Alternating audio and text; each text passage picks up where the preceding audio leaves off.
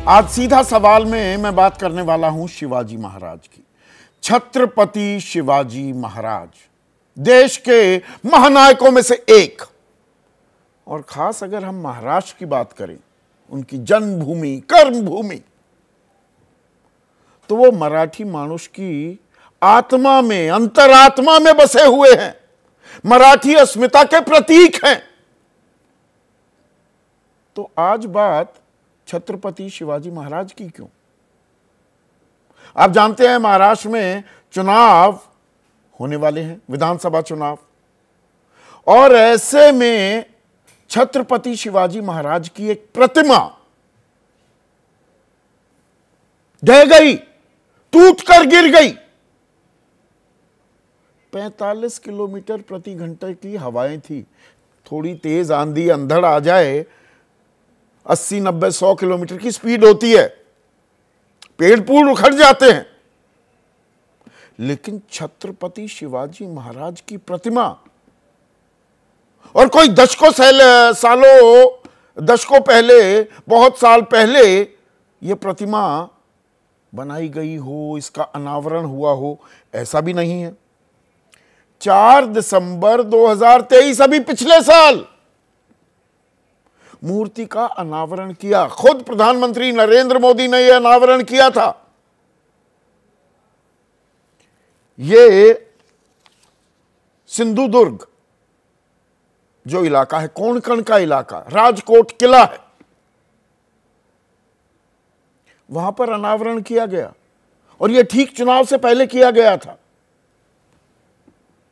शिवाजी महाराज को हर कोई चुनाव से पहले भुनाने की कोशिश करता है, यह भी एक कोशिश की गई थी, लेकिन कोशिश ऐसी अधूरी, आधी अधूरी साबित होगी, यह किसी ने सोचा भी ना होगा। सिर्फ 266 दिन, 266 डेज ये प्रतिमा खड़ी रह पाई। अब प्रधानमंत्री मोदी आज महाराष्ट्र में ही थे, एक बंदरगाह का भी इनॉग्रेशन हुआ। दरअसल ये प्रतिमा 4 दिन पहले गिरी थी। राजनीति वहां पर उबाल ले रही थी। ऐसे में प्रधानमंत्री मोदी ने कहा कि मैं सर झुकाकर अपने आराध्य देव शिवाजी से माफी मांगता हूं, उनके चरणों में सिर झुकाकर माफी मांगता हूं। प्रधानमंत्री को माफी मांगनी पड़ी है। और एकनाथ शिंदे जो मुख्यमंत्री हैं महाराष्ट्र के, वो तो कह रहे हैं कि 100 बार पैर पकड़कर शिवाजी महाराज के मैं माफी मांगने को तैयार हूं। उप मुख्यमंत्री अजित पवार भी कह रहे हैं कि 13 करोड़ जनता से मैं माफी मांगने को तैयार हूं। दूसरे उप मुख्यमंत्री देवेंद्र फडणवीस कह रहे हैं कि राज्य में एक और बड़ी प्रतिमा लगाने का हम वादा कर रहे हैं। शिवाजी महाराज ऐसे प्रतीक हैं कि 355 तालुका हैं पूरे महाराष्ट्र में। हर तालुका में छत्रपति शिवाजी महाराज की एक मूर्ति है, लगभग हर गांव में है, बल्कि मैं कहूं। और अगर आप महाराष्ट्र की राजधानी मुंबई में जाएंगे, आप विमान से जाएं या ट्रेन से जाएं, ट्रेन से जाएंगे तो छत्रपति शिवाजी टर्मिनस पर आप उतरेंगे, CST जिसे कहते हैं। और अगर हवाई जहाज से जाएंगे तो छत्रपति शिवाजी अंतर्राष्ट्रीय हवाई अड्डे पर उतरेंगे। 1996 और फिर 1997 में ये नाम रख दिए गए थे। 2017 में साथ में महाराज भी जोड़ दिया गया। और वहां की राजनीति ऐसी कि अरब सागर में एक विशालकाय प्रतिमा बनाने को लेकर वादे किए जा रहे हैं। विधानसभा में जबरदस्त हंगामा भी करता है। यह अहमियत है, और सर पर चुनाव है। तो अब माफी मांगी जा रही है। एकनाथ शिंदे ये कह रहे हैं कि छत्रपति शिवाजी महाराष्ट्र के संरक्षक देवता हैं। मैं 100 बार उनके पैर छूने और मूर्ति टूटने की घटना के लिए माफी मांगने को तैयार हूं।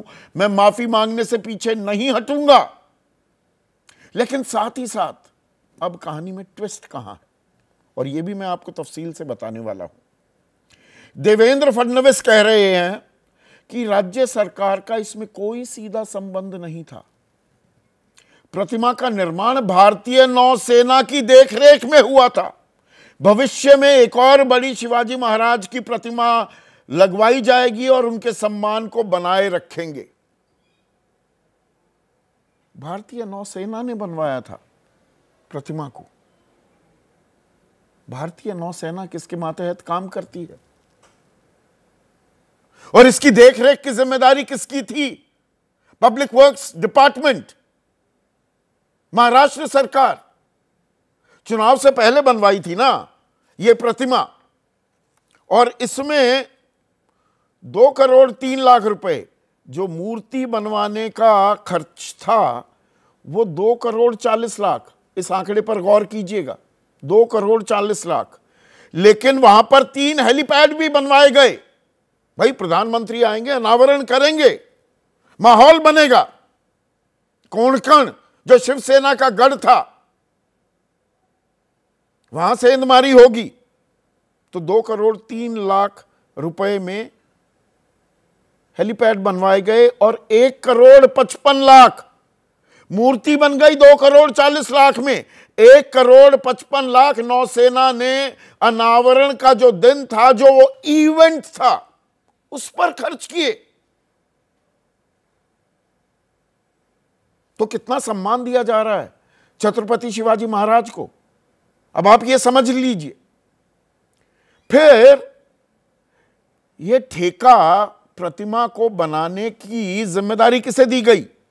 थाने बेस्ड एक मेजर्स आर्टिस्ट्री और इसके शिल्पकार जयदीप आप्टे और स्ट्रक्चरल कंसल्टेंट की प्रतिमा बनाने का सलाहकार जो नियुक्त किया गया वो चेतन पाटिल। पर ये जो जयदीप आप्टे है, इसने जिंदगी में 2 से 4 फीट से ऊपर मूर्ति नहीं बनाई थी और इसे 35 फुट की प्रतिमा बनाने की जिम्मेदारी दे दी गई। देश के महानायक की प्रतिमा, महाराष्ट्र की आत्मा, महाराष्ट्र की अस्मिता के प्रतीक छत्रपति शिवाजी महाराज की प्रतिमा बनाने की जिम्मेदारी दे दी गई। तो वो प्रतिमा तो टूटनी थी। जानकारी भी दी गई 20 अगस्त, प्रतिमा गिरने के 6 दिन पहले महाराष्ट्र पब्लिक वर्क्स डिपार्टमेंट ने एक चिट्ठी भी लिखी नौसेना को कि भाई बहुत बुरी हालत में है यह प्रतिमा, कुछ कीजिए। पर किसी को कोई फर्क नहीं पड़ा। अब गिरफ्तारियां हो रही है। भाई ऐसे शिल्पकार को कहां से खोज के लाए? वो कौन सा अलादीन का चिराग जलाते हुए गए और ऐसे शिल्पकार को खोज लाए? अब विपक्ष हमलावर है, जाहिर सी बात है हमलावर होगा। उद्धव ठाकरे जो मुख्यमंत्री भी रह चुके हैं, शिवसेना उद्धव ठाकरे गुट के सर्वे सर्वा हैं, वो कह रहे हैं कि राजभवन समुद्र के किनारे है, लेकिन राज्यपाल की टोपी कभी नहीं उड़ी। और वो कहते हैं कि शिवाजी महाराज की मूर्ति तेज हवाओं के चलते गिर गई। यह कैसे संभव है? यह उद्धव ठाकरे कह रहे हैं। सुप्रिया सुले कह रही हैं, हम अपने आदर्श का अपमान बर्दाश्त नहीं कर सकते, महायुति गठबंधन को सरकार में रहने का हक नहीं है। संजय राउत कह रहे हैं, औरंगजेब और मुगलों ने भी शिवाजी महाराज का ऐसा अपमान नहीं किया। हमें महाराष्ट्र के लोगों की भावनाओं को ठेस पहुंचाने वाले मुख्यमंत्री का इस्तीफा चाहिए। जबकि अजित पवार कह रहे हैं, महाराष्ट्र की 13 करोड़ की जनता से माफी मांगता हूं, मामले में दोषी ठेकेदारों को ब्लैकलिस्ट किया जाएगा और भविष्य में ऐसी घटनाओं को रोकने के लिए कदम उठाए जाएंगे। पर तीर कमान से निकल गया है क्या? और अब शिवाजी महाराज, छत्रपति शिवाजी महाराज का, उनके नाम का, उनके सम्मान अपमान को क्या बड़ा मुद्दा बनाया जाएगा? साफ संकेत दिख रहे हैं कि ये एक बड़ा मुद्दा बनने वाला है। लेकिन यहां पर एक और इंटरेस्टिंग ट्रिविया, एक छोटी सी जानकारी आपके साथ साझा करना चाहूंगा। एक और प्रतिमा बनवाई गई थी छत्रपति शिवाजी महाराज की 30 नवंबर 1957, आज से 67 साल पहले इसका अनावरण किया गया था महाराष्ट्र के प्रतापगढ़ में। तत्कालीन प्रधानमंत्री जवाहरलाल नेहरू ने इस प्रतिमा का अनावरण किया था। ये आज भी खड़ी है और जो ये ताजा तरीन प्रतिमा बनी थी 266 दिन पहले, वो टूटकर गिर गई है। ऐसे में आज का सीधा सवाल अब आपके स्क्रीन पर आ रहा है। शिवाजी महाराज से माफी सत्ता के लिए काफी? माफी मांगने से बात खत्म हो जाएगी क्या? और छत्रपति के बहाने हर दल चला चुनाव को भुनाने।